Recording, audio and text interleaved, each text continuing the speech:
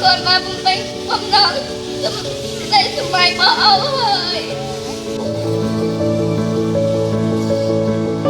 cái mà đi học thêm đang bị học thêm là hai đứa vậy bạn thứ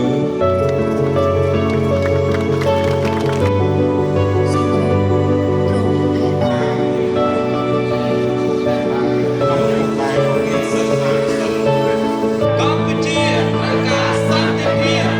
កម្ពុជាបានប្រកាសអំពីការដឹកនាំអស់មួយជីវិតអរហត្តសម្មាសម្ពុទ្ធៈអ្នកមោត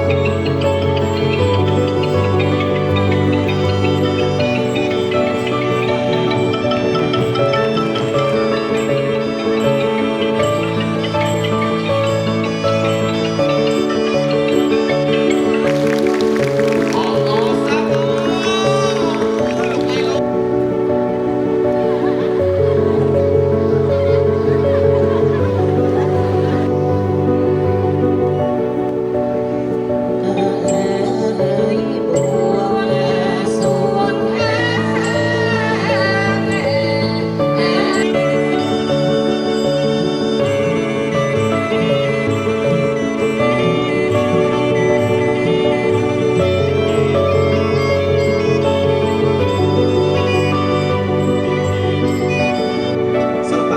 ករបាទ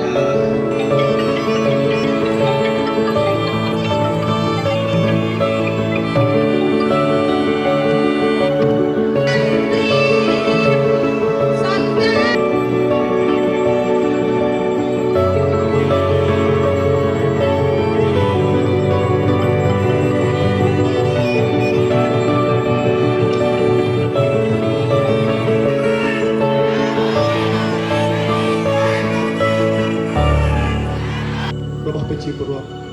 ជាង3000នាក់សូមតំណាងទឹកចិត្តទទួល